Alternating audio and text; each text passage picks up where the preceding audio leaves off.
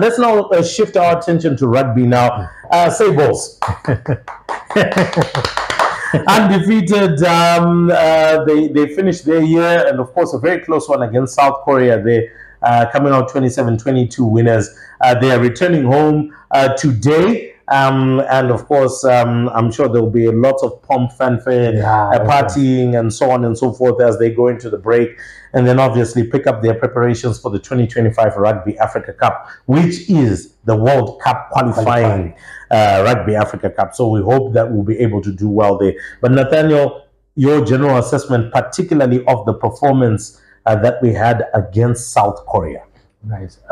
Firstly, it's good that we had an undefeated year, but also we should not fall into a comfort zone because some of the opposition they are a bit questionable. But anyway, when we look at the South Korea, I didn't know South Korea played rugby.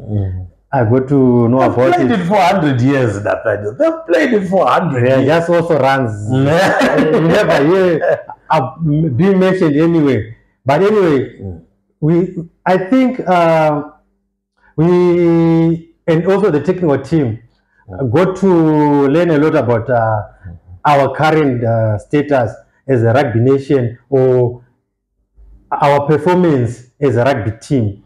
When we look at it, in the first 20 minutes, we're all over South Korea, and I thought we are going to have an easy run on the park, but what I later realized is we still lack that killer instinct. And there are so many areas of concern. Yes, we won by a margin of a try, which we have to be grateful because our defense did us proud. They managed to withstand the heat because we were under attack from the South Koreans. But I think we need to add some meat in the forwards. We're being bullied. Be it scrum, be it line outs, be it rucks, everything, we're in trouble. Maybe it was because, as you mentioned, that no, this was a third string combination. But even still, we need depth. Because when we look at next year being our old qualification Africa Cup, I think, yes, this year we won against Namibia. And obviously Namibia, having been to every other World Cup at our expense, they would want to continue with the run. Yes, they would say, it's okay, we lost this one. But the crucial one, that takes us to the World Cup, we will win. Let's do things a bit different. But so far, I think we have something to work with.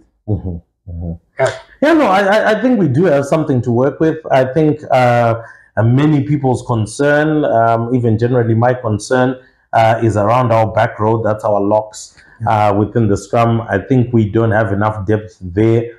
I also think in terms of the hooker, Simba Mandioma is basically the only one. We've obviously got a youngster in Brian Chiang who are trying to blood into the side, but I think it would be far too early to actually say for a World Cup qualifying campaign that if a Simba Mandioma, for example, was to get injured after the first match, that he would be able to carry us through a semi-final and into a final.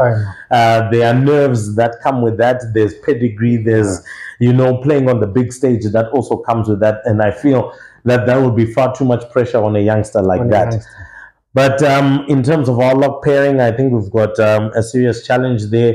We tried to experiment with Kudakwashe Nyakufaringwa as well as Simbasira. There was imbalance there, especially in terms of size, in terms of weight and everything. And so that's what ended up killing us in terms of our scrum. And then one other thing as well that I felt was a little bit of a challenge. We did not know how to play the rush defense of South Korea in the back line. And so clean ball was not available for our players to really run on. We scored our tries a lot from broken play and not necessarily from structured play or a structured set piece move that actually brought us something. So for me, I think our loose trios, we've got tons of options, and I think Blythe Mavesere did well, Dylan Otete did well, Aiden Bennett, he also scored a try. In actual fact, all of our tries came from our loose trio. Yeah. 2 tries from Blythe Mavesere and 1 from Aiden Bennett. So already that begins to show you that we don't have too many challenges there. But in terms of our backline, I think we struggled with getting clean ball out to our wingers. Edward Sigauke was made ineffective. Yeah. Brendan Zekenyedzi, pretty much the same thing. And then in the fullback position, my feeling as well for Thaddeus Zandiwandira, Teddy Boxer, he kind of struggled just a little bit, particularly under the high ball, a couple of knock-ons. And when now playing proper test rugby in that Rugby Africa Cup, especially against Namibia, Namibia is going to kick it for days. For days. And that will mean that you have to be sure under the high ball. If it's wet conditions, which we clearly saw we struggle with, it's going to be another issue. So there's a lot for us to try and work on and that we need to try and deal with. But let's get to hear first and foremost from the half centurions or the Jubilee match, earners. That is, of course, Simamandi Woma and Hilton Ndariki straight after that particular match. Guys, how you feel on your 50th? Honestly, just relieved to get the win. I think the boys and Hilton as well. Like, we worked hard, so hard, throughout the whole year, and to just like top it up with a victory away from home, last game of the year, couldn't be happier. Yeah. Like what Simba said, it's been a tough year for us. Boys have worked really hard, and we definitely deserve this. I think the work that the players, the coaches, medical staff, everyone that's involved in the Sables has put in 2024.